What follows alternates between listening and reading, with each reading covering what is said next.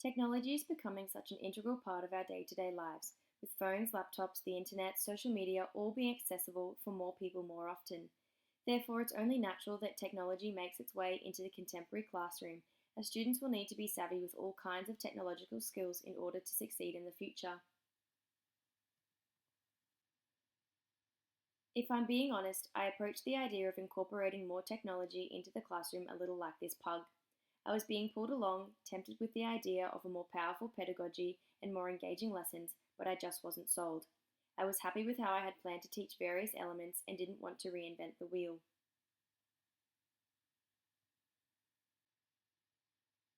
However, I'm pleased to inform you that I've changed my mind and am now incredibly passionate about technology in the classroom. I'm discussing the topic with fellow teaching friends, making notes of future digitally enhanced tasks, and even setting time aside to revamp my own blog and make plans for my own teaching podcast.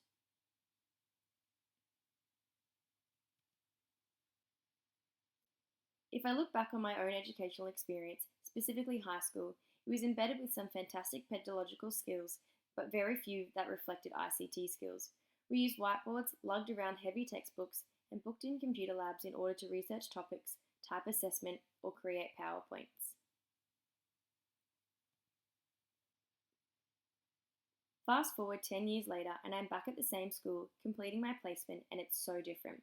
Every single student has a laptop to work on, the teachers utilize Google Classroom really well, and online resources such as Quizlet and Google Docs are incorporated into lesson plans.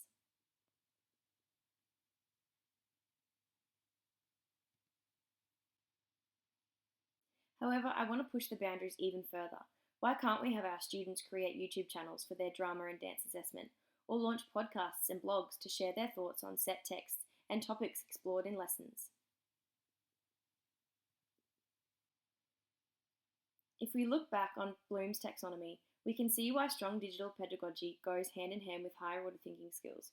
Creating, evaluating, analysing, these are all skills needed when working with digital technologies.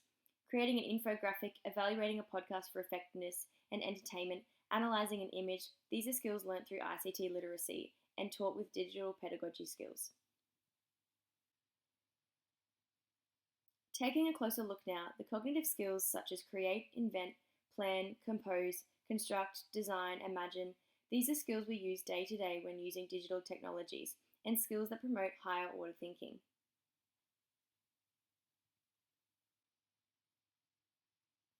Building on this is the SAMR model, created by Dr. Ruben Puentedura. This model reflects the ways ICTs can be implemented into teaching and learning and how digital technologies can be used to enhance instructional technology integration, showcasing the effectiveness of technology implementation at varying levels: substitution, augmentation, modification, and redefinition. As you can see here, technology can be implemented in a number of ways to enhance learning to varying degrees.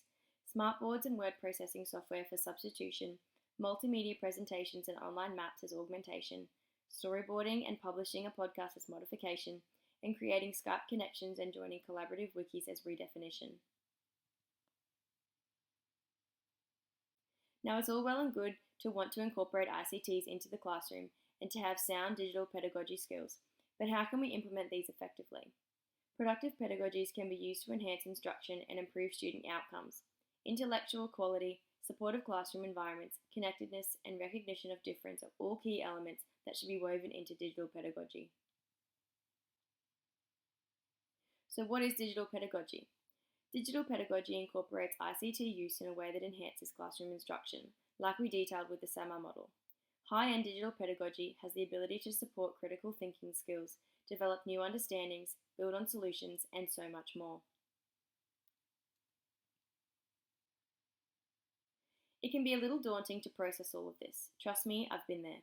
But I think that's because the possibilities are endless. There is so much you can do and incorporate. You just need to find what suits your subject area best and what suits your learners. Remember, the students of today are from Generation Z. They thrive in this multi-layered environment, love to be challenged, and love to collaborate. Let me take you through a few ways I've chosen to implement ICTs into learning and how I plan on using them in my own classroom one day. I love the idea of blogs and getting students to share their passions, likes, dislikes, thoughts, achievements, and learning milestones in this way. I think it would be a great collaboration and feedback tool for students, and an interesting way to approach bookwork.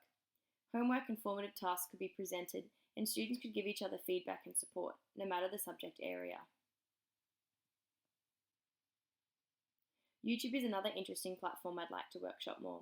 I've used it to share content myself, and I'm starting to think it's the perfect way for drama and dance students to collaborate more. I'm thinking warm-up routines, technique exercises, repertoire performances, choreographic assessment tasks, the list goes on.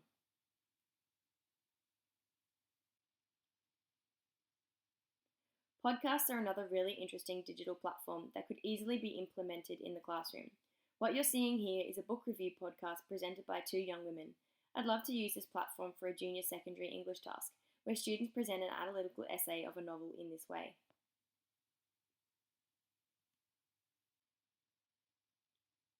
Lastly, let's look at presenting tools. Canva is one of the best free online tools you'll ever use and is so incredibly easy.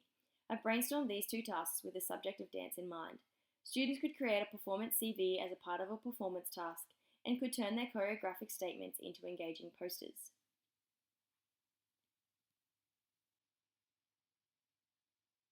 It must be noted that there is an element of safety that needs to be covered when working in an online space. It is crucial that teachers educate and model for students how ICTs can be used responsibly, ethically, and safely. Students must be able to identify intellectual property, apply the appropriate security measures, and understand the impact ICT use can have on society. I have noted earlier that working online opens the doors for collaboration and peer feedback. I'm afraid my approach to this is do as I say, not as I do, as I really struggle to give feedback to all my strangers on the internet and often find myself undermining my own decisions when comparing my work to others. I know this is something I need to work on in the future, as it is a sure way to improve my own work.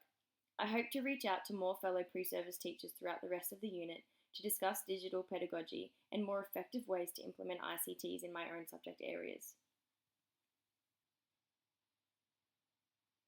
To conclude, I'm excited about this journey I'm continuing to embark upon, and I'm looking forward to never-ending years of learning, growth, and pedagogical improvement.